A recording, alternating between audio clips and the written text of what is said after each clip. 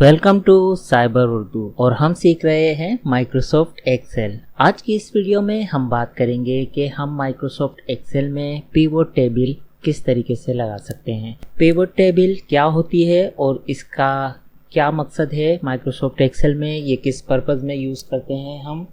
यहाँ मैंने आपको समझाने के लिए ये छोटी सी टेबल डिज़ाइन की है जिसके अंदर रीजन है, सेल पर्सन है और सेल्स है। लेकिन अगर ये डेटा बहुत ज़्यादा हो और बहुत बड़ी तादाद में हो और अगर हमें इसे एनालाइज करना हो, ये पता लगाना हो कि किस रीजन में कितनी सेल हुई है, तो उसके लिए हम पिवोट टेबल का इस्तेमाल करते हैं। तो यहाँ पर हम इस छोटे से डेटा के ऊपर समझते हैं। उसके बाद आप चाहे कितना भी बड़ा डेटा हो, आप उस पर आसानी से पिवोट टेबल लगाकर उस डेटा को एनालाइज कर सकते हैं। तो आइए शुरू करते हैं। हमें जहाँ भी अपनी पिवोट टेबल इंसर्ट करनी है वहाँ पर हम अपने कर्सर को क्लिक कर देंगे।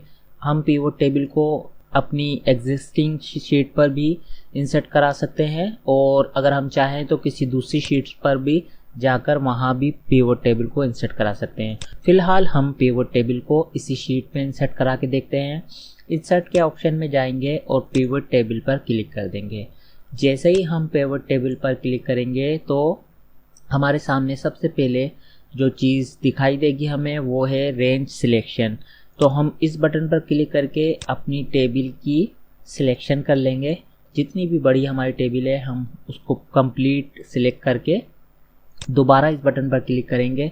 और सेकंड ऑप्शन जो मैंने अभी आपको बताया था, अगर हम किसी नई वर्कशीट पर पिवोट टेबल इंसर्ट कराना चाह रहे हैं तो हम इस ऑप्शन को चूज़ कर लेंगे, पहले वाले को। और अगर हम इसी अपनी एग्जिस्टिंग शीट पर ही पिवोट टेबल इंसर्ट कराना चाह रहे हैं तो हम सेकंड वाले ऑप्शन को चूज़ कर लेंगे। उसके बाद हम जस्ट सिंपल ओके कर देंगे। तो जैसे ही हम ओके करेंगे तो हमारी ये पिवोट टेबल हमारे सामने आ जाएगी ब्लैंक फॉर्म में। ब्लैंक फॉर्म में इसलिए कि अब हम अपनी मर्ज़ी से चूज़ कर सकते हैं कि हमें डेटा को किस तरीके से एनालाइज कराना है और इस डेटा को हम किस तरीके से अपने काम में ले सकते हैं। मिसाल के तौर पर हम अपनी रिक्वायरमेंट देखेंगे। आपकी जो भी रिक्वायरमेंट होगी आप उस हिसाब से पिवोट टेबल को डिज़ाइन कर सकते हैं। यहाँ पर हमारी रिक्वायरमेंट क्या है कि हम चाह रहे हैं कि हम रीजन वाइज अपने डेटा को सॉर्ट कर सकें और रीजन वाइज पता लगा सकें कि किस रीजन में कितनी सेल हुई है। तो उसके लिए हमें क्या करना होगा, हमें यहाँ पर सिंपली रीजन को ड्रैग कर हम ले आएंगे फिल्टर्स के अंदर। ये हमारे रीजन फिल्टर्स में आ गए। और उसके बाद अब हम क्या करेंगे, अब हमें क्या चाहिए कि हमें चाहिए सेल्स, कि हमारी सेल्स कैलकुलेट हो और हमें पता चले कि हमारे किस रीजन में कितनी सेल हुई है। ये जो चार बॉक्सेस नज़र आ रहे हैं, एक फ़िल्टर का, एक कॉलम्स का, एक रोज़ का और एक वैल्यू का। तो अपनी रिक्वायरमेंट के मुताबिक हम टेबल डिज़ाइन करते हुए इन्हें यूज़ कर सकते हैं। यहाँ पर अगर हम देखें सिंपली कि हमारी रिक्वायरमेंट क्या पूरी हो रही है। हमारी रिक्वायरमेंट क्या थी कि हमें रीजन वाइज सेल्स का पता चल जाए। तो इसके अंदर फ़िल्टर में हमने रीजन को जैसे ही डाला तो यहाँ पर ये ड्रॉप डाउन मेन्यू आ गया। अब इसके अंदर अगर मैं ऑल पर क्लिक करके ओके करता हूँ तो मेरी जो टोटल तमाम चारों रीजन्स की सेल्स है वो मुझे यहाँ पर शो हो रही है कि ये सेल जो है वो मेरे चारों रीजन की है, सम ऑफ सेल्स। अच्छा, अगर मैं यहाँ पर सिर्फ ईस्ट पर क्लिक करके ओके करता हूँ तो मुझे ईस्ट रीजन की सेल्स शो हो रही है। तो इस तरीके से मेरी रिक्वायरमेंट पूरी हो रही है और मैं इस तरीके से हमने यहाँ तक काम कर लिया कि हमारी रिक्वायरमेंट पूरी हो गई कि रीजन वाइज हम किसी भी रीजन की सेल्स को देख सकते हैं या फिर हम तमाम रीजन की टोटल सेल्स को भी इस तरीके से देख सकते हैं। लेकिन यहाँ पर अगर हम चाह रहे हैं कि साथ में हमें सेल्स पर्सन के नाम भी दिखें तो हम उन्हें रो में इंसर्ट करा सकते हैं। अब इस तरीके से हमारे लिए और ज़्यादा आसानी हो गई है वो इस तरीके से कि अब हम देख सकते हैं कि तमाम रीजन्स में किन किन सेल्स पर्सन ने कितनी कितनी सेल्स की है। और अगर हम ये देखें कि सिर्फ हमारी रिक्वायरमेंट ये है कि साउथ के सेल्स पर्सन और उनकी सेल और उनका टोटल हमें शो हो जाए तो हम ओके करेंगे। तो ये साउथ के सेल्स है, साउथ के सेल्स पर्सन हैं, ये साउथ की उन्होंने सेल्स की है, और यहाँ पर ये ग्रैंड टोटल आ रहा है कि टोटल साउथ के अंदर कितनी सेल्स हुई है। तो इसी तरीके से हम यहाँ पर अपनी मर्ज़ी के रीजन चूज़ कर सकते हैं। अब अगर हम इसमें थोड़ी सी तब्दीली कर एक्सपेरिमेंट करते हैं और थोड़ी सी तब्दीली करके देखते हैं कि हम इस डिज़ाइन को या इसकी लेआउट को किस तरीके से और चेंज कर सकते हैं। हम सेल्स पर्सन को कॉलम के अंदर अगर ले जाते हैं तो फिर हमें टेबल कुछ इस फॉर्म में नज़र आएगी कि यहाँ पर सम ऑफ सेल्स नज़र आएगा और यहाँ पर सेल्स पर्सन की सेल्स नज़र आएगी, किस सेल पर्सन ने कितनी सेल्स की है। यहाँ पर हमें हमें तमाम रीजन्स की शो हो रही है। अगर हम सिर्फ ईस्ट की चेक करना चाहें तो ईस्ट के अंदर हमें वो सेल पर्सन भी पता चल रहे हैं कि इसके अंदर सिर्फ 2 सेल्स पर्सन हैं, एक अकबर हैं, एक जावेद हैं, और उनका ग्रैंड टोटल भी हमारे सामने आ रहा है, उनकी इंडिविजुअल सेल भी हमारे सामने आ रही है।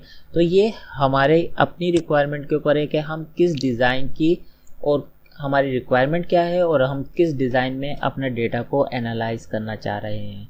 सिंपली इसको मैनिपुलेट करके हम अपने कॉलम्स को या हम अपनी हेडिंग्स को मुख्तलिफ कॉलम या रो में डालकर मुख्तलिफ तरीक़ों से हम अपने पिवट टेबल से डेटा को एनालाइज कर सकते हैं, उसका इस्तेमाल कर सकते हैं। बिना किसी फार्मूला लगाए हम पिवट टेबल की मदद से सेल्स की कैलकुलेशन भी कर सकते हैं और उसके बारे में उसकी तमाम इंफॉर्मेशन हम जस्ट पिवट टेबल की मदद से ले सकते हैं। अगर हम यहाँ पर एक और एक्सपेरिमेंट करते हैं कि रीजन को अगर हम ड्रैग करके ले आते हैं यहाँ पर, तो अब हमारी टेबल कुछ इस तरीके से दिखेगी। यहाँ मैं सेल्स पर्सन को नीचे कर देता हूँ, रीजन ऊपर कर देता हूँ, तो अब हमें अपनी ओवरऑल सेल्स कुछ इस तरीके से दिख रही है कि सबसे पहले जो आ रहा है वो ईस्ट का टोटल आ रहा है कि ईस्ट में टोटल सेल इतनी हुई है कि, और फिर उसके बाद सेल्स पर्सन के नाम आ रहे हैं कि अकबर ने इतनी की है और जावेद ने इतनी की है और टोटल सेल ईस्ट में इतनी हुई है।